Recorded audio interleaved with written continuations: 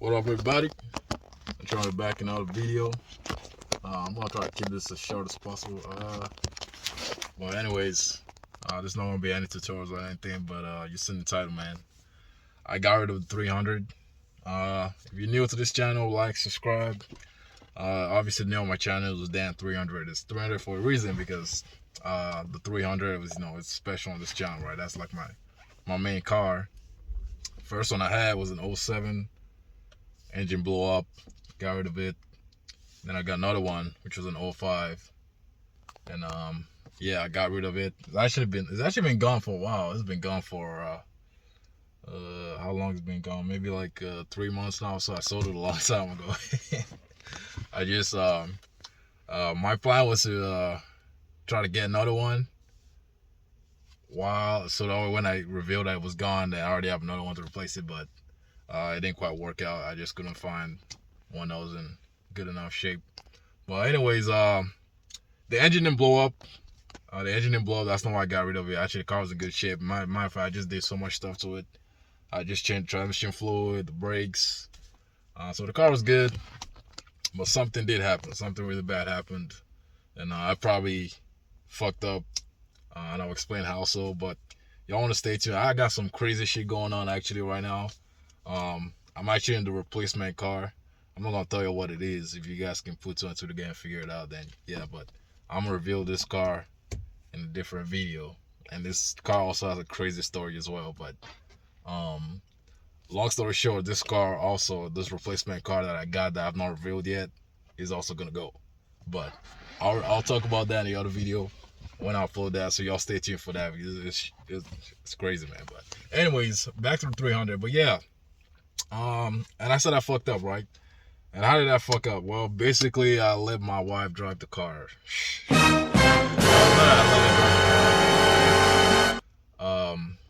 So y'all know we got the STS, right? I got the STS, and so in the meantime, wait, did I have the STS at the time? No, I didn't. Did I? No. Well, I see. So much shit has happened. No, I didn't have the STS at the time. Actually, the STS was a replacement for the Chrysler. Yes. So I had the God, I'm confused. Anyways, long story short, I had some car. I don't know which car I had, but I had a car, and I was working on it. So I, for the meantime, I was like, okay, she's gonna be driving the 300 to work, and her work is probably it's a long commute. It's like 30 minutes there, and we live in Minneapolis. It's kind of traffic and all that. So it's 30 minutes there. It's about like maybe 45 minutes back home. Monday to Thursday. So, it's a pretty long commute, but so I was like, you just drive the car for now. So basically the 300 was kind of delegated to her, so she was using it every day. And she was driving it for maybe like a month or something. And, one thing I told her with the 300 is, I always tell her this, the cooling system, you guys know about how I stress about this, especially with the Hemi. The cooling system is very crucial, You got to pay attention to the temperature gauge because, if the engine overheats, it's going to drop a valve seat, and then, engine blows. If it overheats one time, it's like one time too many kind of thing, So you don't want to let it run hot, So I always tell her, hey, you always monitor that gauge, make sure it doesn't go past. Normally, it shouldn't go past the middle mark, the high and cold and high shouldn't go past the middle. But, y'all can see where this is going. But anyways, long story short, she got done work. She was driving in the city, just in the middle of summer. It's probably like 95 degrees or whatever. And the thermostat fails, right? Thermostat fails in a closed position, right? So the thermostat can either fail open or closed. If it fails open, it means, it's going to take longer. The engine might not actually get up to operating temperature, which is, it's not good, but also it's a lot better than having it stuck closed, because what's going to happen now is that, as it's stuck closed, that hot coolant cannot get out to the radiator and cool down and have cold coolant come in. So it's just recirculating that hot coolant, and then the engine is going to overheat pretty quickly. Like if you have a stock thermostat that's closed, your engine will overheat pretty quickly. Like it won't take long, especially if it's really hot and you're driving in the city. So they said she was driving for about 3 minutes. Obviously, she wasn't paying attention to the gauges, even though I always tell her, especially in this hot weather. She wasn't paying attention. The temperature it went up pretty quickly. It probably went past middle. I was back at home at the time. I wasn't in the car, obviously. It went past half. It went all the way to the hot. Like all it was pegged all the way up there. She wasn't paying attention. She was still driving it, and it was up there long enough, and the car started smoking. Because obviously when the car overheats, right, it's not gonna start smoking right away, right? It's gonna start smoking when it's like built up enough pressure, because as it's heating up, it's building pressure in the cooling system, and at some point that pressure has got to, it's gonna want to go somewhere, right? So it's either a hose is gonna blow or something. I'm not even sure what happened, but it just, smoke everywhere. Obviously, when she saw the smoke and she looked down, saw the gauge, she was like, shoot. But she shut the engine off. And she called me. I was like, shoot, man, what the hell? I was like, did you watch the gauge? Obviously, she said no. So I had to go there. It was kind of in a weird spot, so we had to get it towed. But I didn't want to tow it all the way back home. 45 minutes was going to be a lot of money, so I had to tow it to a friend's place just so I could check it out. Obviously, there was corn all over the floor. And then the crazy thing is, like I said, so where she was at the time was probably, so, when she told me, I had to drive there right away to go check it out. It probably took me about maybe 30 minutes to get to the car, right? And when I got there, first thing I did was, check the temperature. And when I got there, I'm not even kidding you, the temperature was at 260 degrees. 260. Okay, that's after she called me, and it probably took me maybe like 10 minutes to get ready and 30 minutes to get there, and the engine was at 260 on the temperature gauge. I'm like, shoot. So in my head, I'm like, all right, this engine is definitely done. Valve set is definitely dropped. There's no way, because if it says 260, 30 minutes later, I mean, who knows how hot it really got? Maybe it got up to 280, 300. Who knows? So the fact that it was like 260, 30 minutes later, it was like, yeah, this shit was pretty hot, So we got it towed. I let it cool down for a few hours, and then how I knew it was I knew it was a thermostat pretty quickly, right? So I started it up, and obviously I started it out when the engine was already back into like cold, like 120 or something, and not even like 5 minutes or so, the temperature just climbed up quick. It went up to like 230. I'm like, oh shoot! So I shut it up. All right, y'all. I'm in the car, so it's still kind of warm, but it's down to 188. So let's flip this. So yeah, I just checked it out a little bit. Tow truck just dropped it off. It did start and it seems to run fine. There's no coolant in the oil, so that's good. It did seem to run fine. So well, now I'm kind of worried about that valve seat now. So even though the engine might be good, so I just got to figure out where this leak is coming from. So I pretty much figured that it was, a thermostat that was a problem, which even makes it more annoying because, the thermostat is, that's like a $20 part. All right, y'all. Quick update. It's the next day. Car's cold now, so I'm going to change the thermostat. Let's see.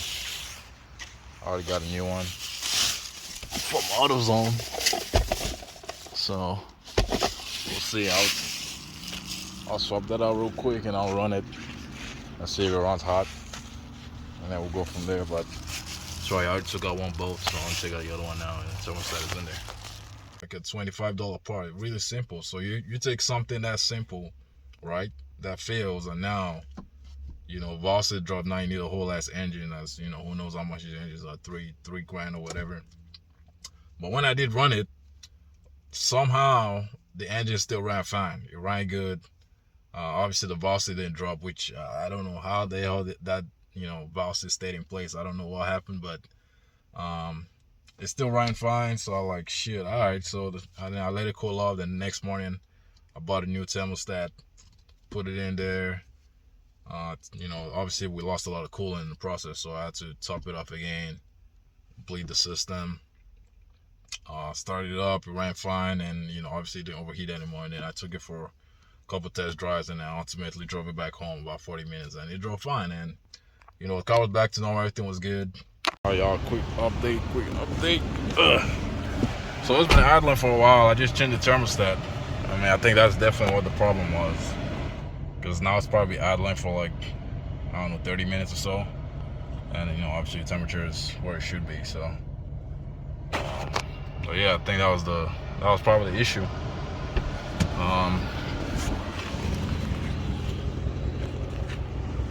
Yeah, fans work.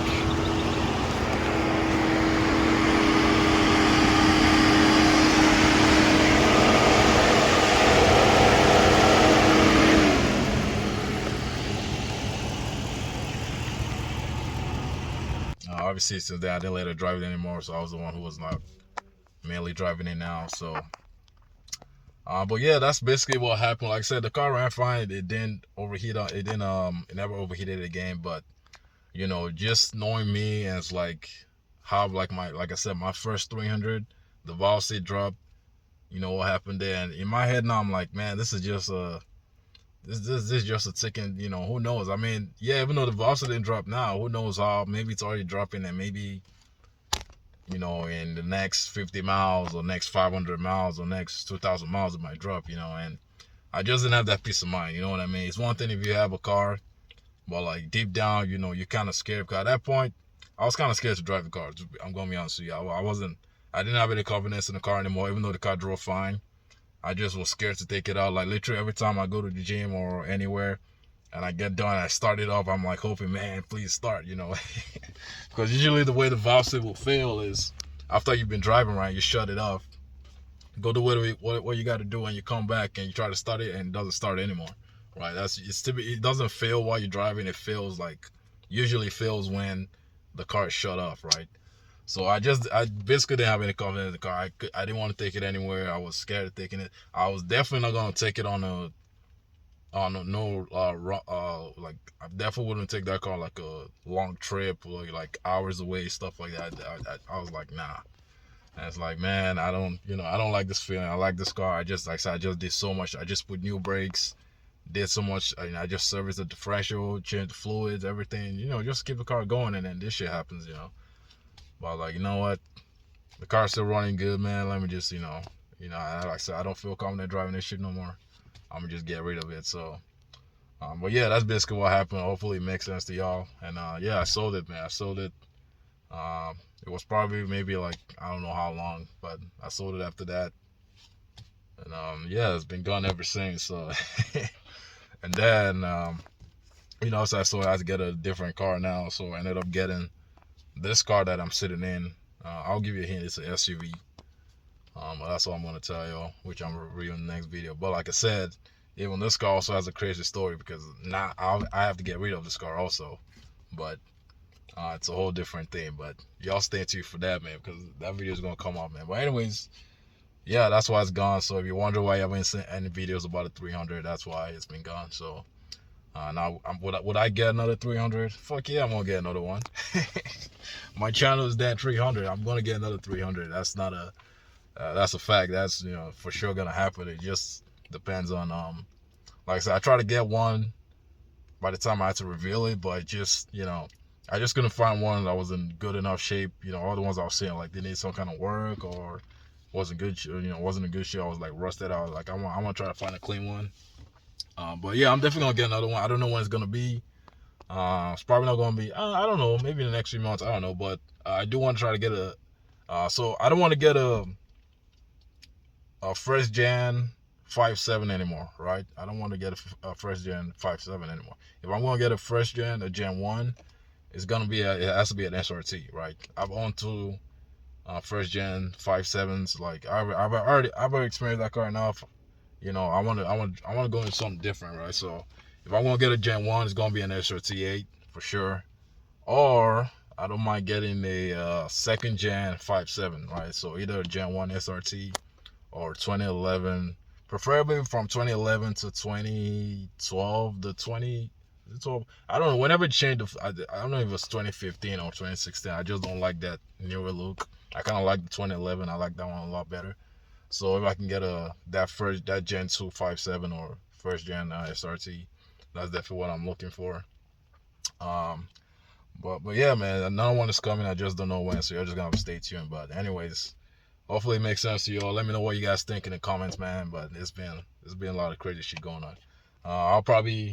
The story about this car is gonna come up next. So y'all stay tuned, like, subscribe, all that good stuff, man. I'll see you on the next one. then turn it up.